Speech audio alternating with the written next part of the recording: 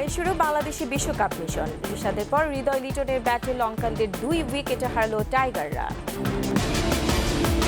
প্রধানমন্ত্রীর অঙ্গীকার বাস্তবায়নে সোমবার মেহেরপুরে 160টি ভূমিহীন পরিবার জমিসহ ঘর পাচ্ছে, খুশিতে ভাসছেন সুবিধাভোগীরা। এবং টানা 3 মেয়াদে ভারতের প্রধানমন্ত্রী হিসেবে কাল শপথ নিচ্ছেন নরেন্দ্র মোদী। যোগ দেবেন বিভিন্ন দেশের রাষ্ট্র ও সরকার প্রধান।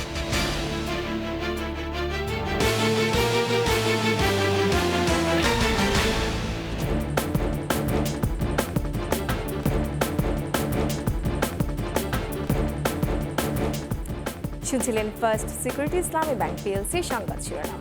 আমন্ত্রণ দুপুর 12টার 21-এর সংবাদে, সাথে আছে আমি রোমানা আহমেদ। দর্শক, 21 টেলিভিশনের সংবাদ একই সাথে সরাসরি দেখতে পাবেন আমাদের ফেসবুক পেজ www.facebook.com/124 অনলাইনে। ধানমন্ডি 32 নম্বরে জাতির পিতার প্রতিকৃতিতে শ্রদ্ধা নিবেদন করেছেন প্রধানমন্ত্রীর নবনিযুক্ত প্রেস সচিব নাইমুল ইসলাম খান। এ সময় তার সাথে ছিলেন প্রেস উইংয়ের সদস্যরা। গতকালই সাংবাদিক নাইমুল ইসলাম খানকে প্রধানমন্ত্রীর প্রেস সচিব হিসেবে নিয়োগ দিয়ে প্রজ্ঞাপন জারি করা হয়। এর আগে নাইমুল ইসলাম খান দৈনিক আমাদের নতুন সময়ের ইমিরিটাস সম্পাদক ছিলেন। শ্রদ্ধা নিবেদন শেষে তিনি বলেন, তার উপর অর্পিত দায়িত্ব নিষ্ঠার সাথে পালনের চেষ্টা করবেন।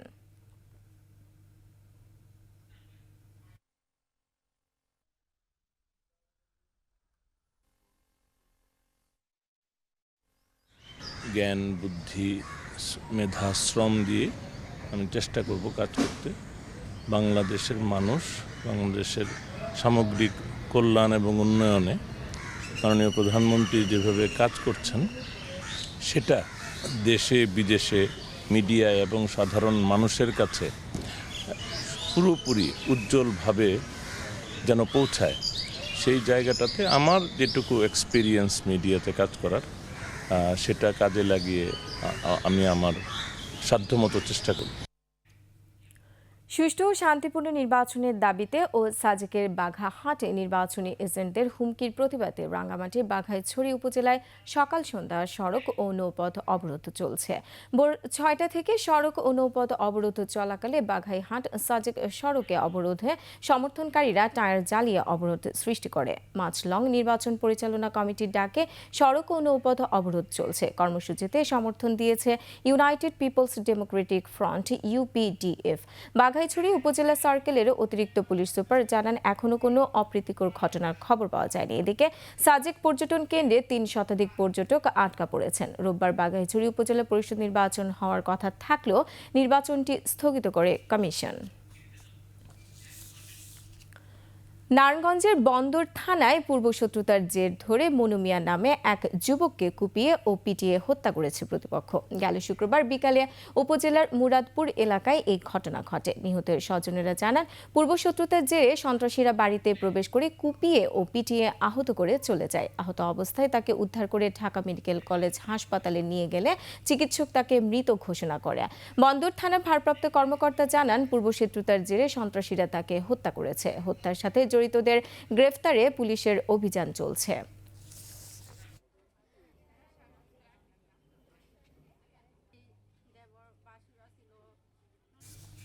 প্রধানমন্ত্রীর অঙ্গীকার বাস্তবায়নে 10 জুন মেহেরপুরে 160টি ভূমি ও গৃহহীন পরিবারকে জমি ও ঘর প্রদান করা হবে।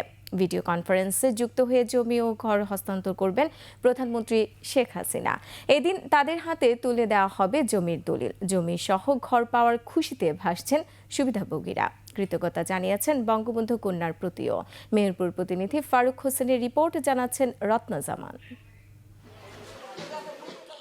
দেশের কোনো মানুষ ভূমিহীন ও গৃহহীন থাকবে না। প্রধানমন্ত্রীর অনন্য এই উদ্যোগের সারথি হতে চলেছে মেহেরপুর সদর উপজেলার রঘুনাথপুর আশ্রয়ণ প্রকল্পের ভূমিহীন ও গৃহহীন 160টি পরিবার।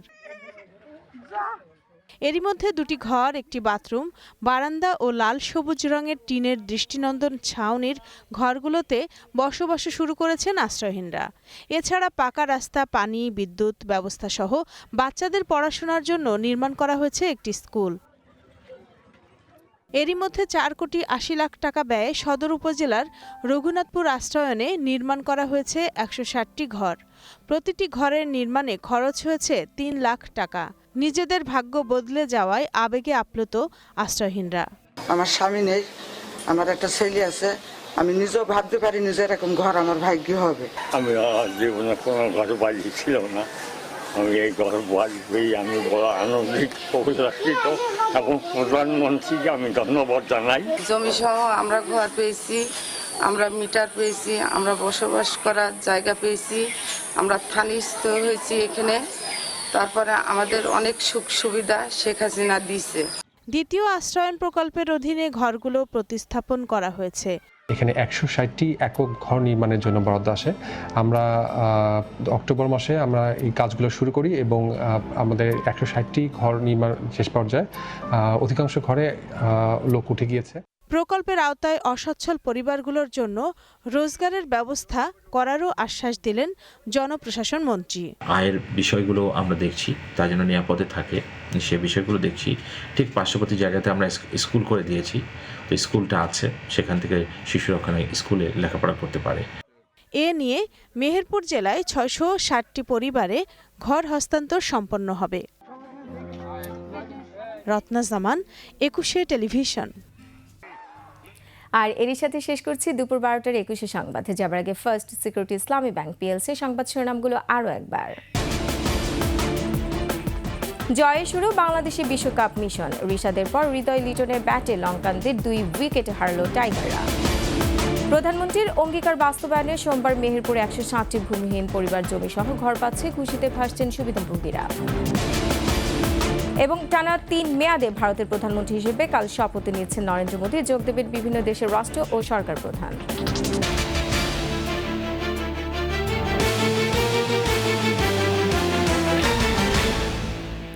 দর্শক, সর্বশেষ সংবাদ জানতে ডায়াল করুন 2021 নম্বর আর ভিজিট করুন 21tv.com এই ওয়েবসাইটে। এছাড়া ফেসবুকে ভিজিট করতে পারেন facebook.com/2124 অনলাইনে। এতক্ষণ সাথে থাকার জন্য ধন্যবাদ। পরবর্তী সংবাদ দুপুর 2টায় দেখার আমন্ত্রণ রইল। 21-এর সাথেই থাকুন।